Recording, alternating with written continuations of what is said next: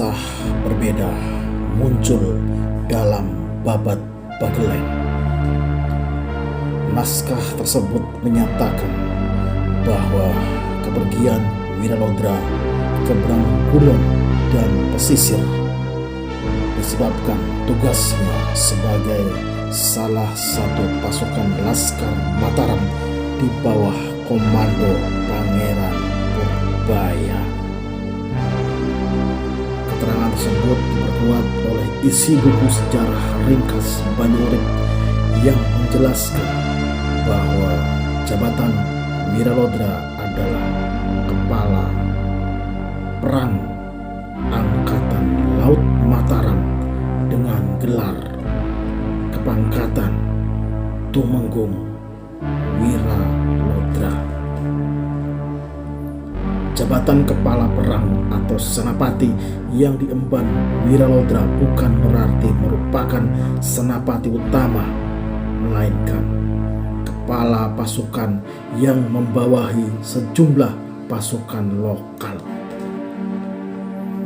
Karena Wiralodra juga diawasi atau dikomandoi oleh para pangeran Mataram. Kepala perang ini juga diartikan sebagai kumpulan kepala pasukan yang bergabung dari berbagai wilayah kekuasaan Mataram. Menurut buku sejarah ringkasan Banyu Urip, Bagustaka atau Wiralodra diangkat sebagai Kepala Perang Angkatan Laut Mataram dengan pangkat Tumenggung, bergelar Wiralodra, sehingga gelar jabatannya disebut dengan Tumenggung Wiralodra. Adapun adiknya Bagussinga diangkat sebagai Kepala Perang Penggempur Pasukan Laut Mataram dengan gelar Tumenggung Singopati.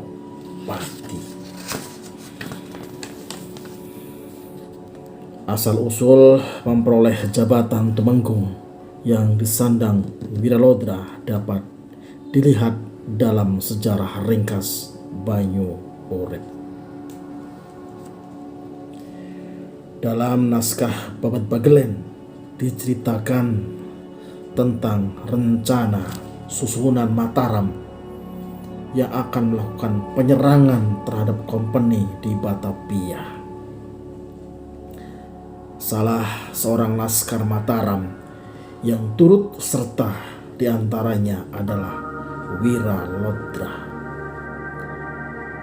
Kompeni atau Perserikatan Dagang Hindia Timur VOC adalah kongsi dagang yang didirikan pada tahun 1602. Badan ini berhasil menyingkirkan Portugis yang 1 abad sebelumnya telah membangun imperium perdagangan di Asia dan hampir menyisihkan saingan utamanya perdagangan di Asia Eropa, yaitu East India Company atau EIC yang didirikan di London tahun 1600. Pada masa akhir kekuasaan Raja Mataram yang bergelar Panembahan Anyakrawati Seda ing Krapyak sekitar tahun 1613, VOC mendirikan loji dagang di Jepara. Raja Mataram yang baru kemudian menginginkan agar VOC mengirimkan utusannya ke Mataram adalah Jasper Pansuk yang pada tahun 1614 datang berkunjung ke Mataram. Ia disambut secara besar-besaran. Sikap yang demikian dilakukan oleh Raja Mataram bukan tanpa sebab, melainkan merupakan strategi dalam merayu keberpihakan VOC terhadap Mataram agar mau membantunya menaklukkan Banten dan Surabaya. Pada tahun 1615, ketika pihak Mataram datang ke Jepara untuk membantu pembangunan loji POC, Mataram mengajukan syarat agar POC memberikan hadiah 4 buah meriam. Orang-orang POC dengan penuh semangat kemudian memberikan 2 buah meriam sebagai tahapan pertama, di mana menurut Kon, meriam-meriam tersebut adalah meriam terbaik yang pernah ada dan belum pernah diberikan kepada penguasa lokal dimanapun. Hubungan antara POC dan Mataram ini rupanya tidak berjalan dengan baik. Ketika serentetan peristiwa kekerasan dan adanya perasaan saling tidak puas di antara keduanya atas kesepakatan kontrak demi kontrak yang pernah ditandatangani. Selanjutnya, POC berhasil merebut pelabuhan Jakarta di pantai utara Pulau Jawa pada tanggal 30 Mei 1619. Sejak saat itu, POC mendapatkan galangan kapal, gudang-gudang pusat kegiatan perdagangan, serta pusat pemerintahan dan administrasi. Sejak saat itu, Jakarta atau Jayakarta berganti nama menjadi Batavia sebagai pusat pemerintahan POC di Asia. Pada tanggal 8 Desember 1619, seorang kepala perdagangan diutus oleh Kun untuk menghadap Raja Surabaya dengan inti pesan bahwa Kun akan sedia membantu pihak Surabaya jika suatu saat Raja Mataram akan menyerangnya. Suatu kondisi yang tidak diharapkan oleh Raja Mataram. Suatu kondisi yang tidak diharapkan oleh Raja Mataram bagi Mataram dengan direbutnya Jayakarta oleh POC merupakan sesuatu yang mulai harus diwaspadai. Karena saat penguasaan Sumedang, yaitu Arya Suraliwangsa pertama menyerahkan wilayah Sumedang Larang kepada Mataram pada tahun 1620, Jayakarta atau Jakarta merupakan wilayah kekuasaan Sumedang Larang yang seharusnya secara otomatis menjadi bagian wilayah pertuanan Mataram. Kemudian pada tanggal 15 Juni 1622, Mataram mengutus kurirnya untuk mengirim surat ke Batavia. Isi surat meminta agar Gubernur Jenderal VOC datang ke Istana Mataram menghadap Mataram untuk berhadapan dengan Banten. Mataram meyakinkan bahwa Banten juga merupakan ancaman bagi VOC di Jakarta. Namun VOC memandang Banten bukan merupakan sebuah ancaman yang nyata, melainkan melihat bagaimana pihak VOC membina hubungan dengan Mataram yang dirasa kurang konsisten dan tidak sesuai kehendak Raja Mataram, ditambah serentetan peristiwa kekerasan yang terjadi di wilayah Mataram serta kedudukan VOC semakin hari semakin kuat melatar belakangi keputusan raja untuk melakukan penyerangan ke Batavia. Dalam catatan sejarah, raja yang bertahta pada saat Mataram berperang melawan VOC adalah Prabu Pandita Anyakrakusuma. Prabu Pandita Anyakrakusuma atau yang dalam surat-surat diplomatik VOC dikenal dengan sebutan Pangeran atau Panembahan ing Alaga Mataram. Setelah menaklukkan Madura pada tahun 1624, mengganti gelarnya menjadi Susuhunan Mataram.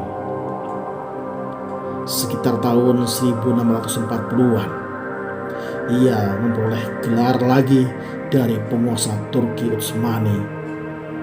Gelar Raja Mataram itu menjadi Sultan Abdullah Muhammad Maulana Matarami yang kelak dikenal dengan nama Anumerta Sultan Agung.